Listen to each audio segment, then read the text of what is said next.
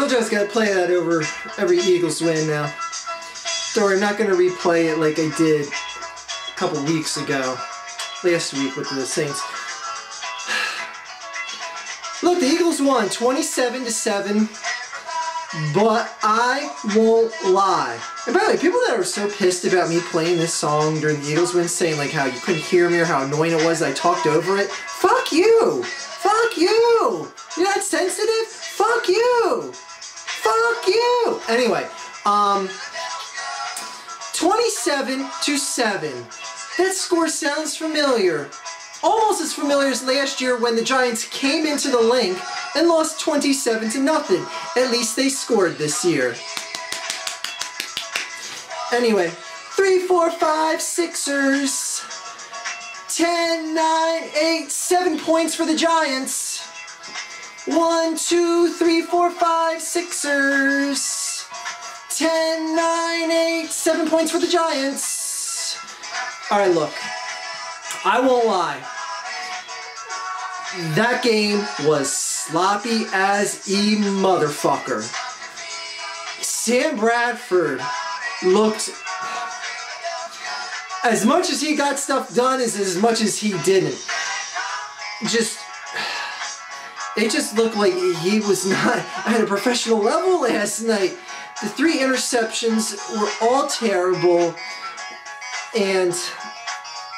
you know what? I can't dwell on negativity that much in a big win, and that's a big win that retook the lead in the NFC East. We got the same record as the Giants, but we have the game in hand on them. It's a good win. It's a good win. It's a sloppy win, and the defense looks great. The defense looked great. I mean, they fell into a hole right away, letting Eli and the boys march right on down, go up 7-0 on the Eagles, and I'm like, here we go. Second drive, first of all, first drive from the Eagles, 3 and out, 3 and out. Fucking tired of seeing that shit start the game. Start of the offensive game every single week for the Eagles, 3 and out, 3 and out. And even that first half, there were so many drives for the Eagles. Here I am dwelling on the negative, but this ain't necessarily negative. So many drives were extended just because of dumbass penalties by the Giants. So it's like, oh, how much can I take out of what I just saw on this drive? Because a lot of the ball advancement was made by the Giants committing penalties. Yes, penalties are a part of the game. I'm not saying the refs shouldn't have called the penalties that were called or anything like that. But I would have liked to have seen a much more commanding performance from my team. You know, don't worry, I'm not going to let this song play again. I would have liked to see a lot more commanding performance, but you know what? This stakes a claim in the NFC East right now. I know, as pitiful as a claim as that is, the team is back to 300, back to 500, 300, 3-3, back to 500, and... tough opponent coming up next, but we'll get to that in the preview video. DeMeco Ryans, he was just flat out over-excelling the expectations that you expect out of an old warhorse like that in his career at this point. I know he's injured in the second half, but that first half, guy was all over the field, tackling left and right, causing a fumble, getting an interception. Oh my God. Actually, no, Fletcher Cox, that was the guy who caused the fumble. DeMeco Ryans looked great.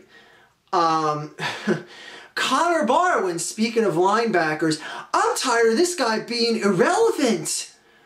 1 tackle in the whole game. 1 tackle. Hicks had 10. 10. A third-round rookie had 10 tackles. Connor Barwin had 1.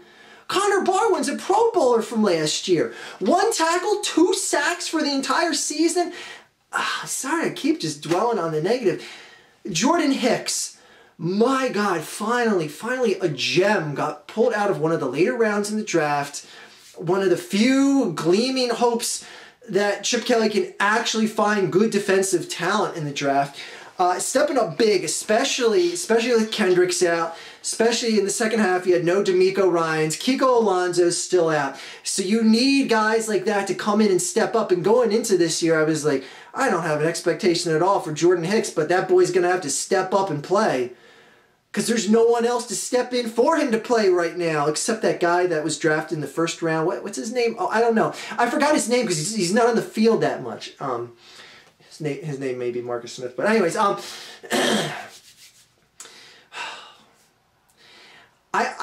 don't know. I like the win as much as I don't like the win.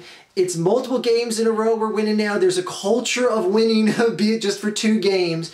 But you just got to build off of this. You just got to build off of this and hope that Sam Bradford isn't going to throw a ball as bad as he threw last night. And you can't rely on your opponent to be as bad as the Giants looked last night. The Giants couldn't get shit done except commit penalties. I mean, they did a great job committing penalties. That's about it. That's about all they did good last night.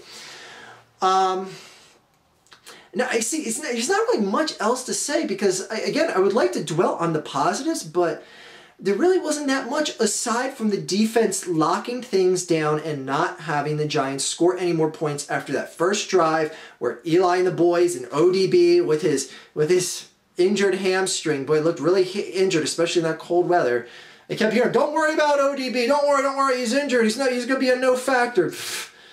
Put the first 7 points on the board last night. He didn't look that injured to me. Anyway, props to the defense for not buckling after giving up such a soft drive. But the Eagles' defense tends to hone on down, so I wasn't that worried. I was getting a little worried on that second drive when Eli was marching right down, but then the D'Amico Ryan's interception changed the tide of that, and the tide of the game just completely turned from there, and the Giants never got positive momentum back. I mean, it's a good game. It's a good game. Like I said, it puts 2 wins in a row. It reinstates in the minds that, yes, this team can win. Now, granted, that looked like a shit opponent. And I'm not going to say, oh, look out, here come the Eagles, they're charging up through the ranks in the NFL. I ain't going to sip on that Kool-Aid just yet. Do some damage to a team like the Panthers, then we'll be talking. But let's get to that game when we get to that game next Sunday night. I'm just glad they're not a national embarrassment going into these primetime games. Anyway. Solid win. That's pretty much all you could say. It's not a great win. It's not an epic win. It's a solid win. It humbles the division because now everyone is looking up at the Eagles right now.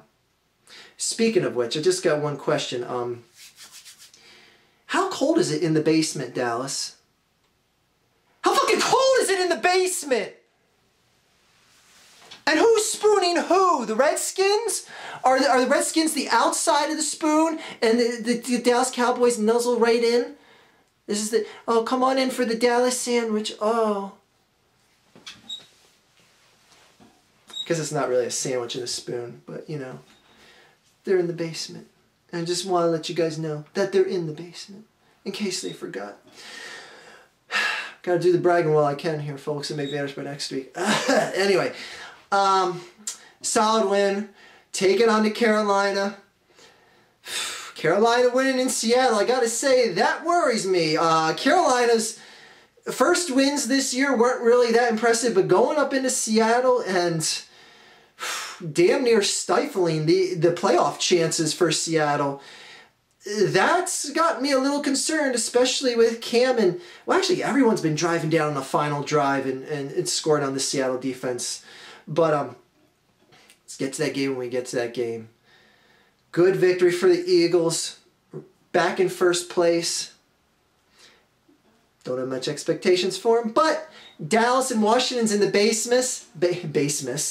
basement where they belong, spooning each other. Anyways, fuck the Dallas Cowboys. Let's see what the Panthers can do.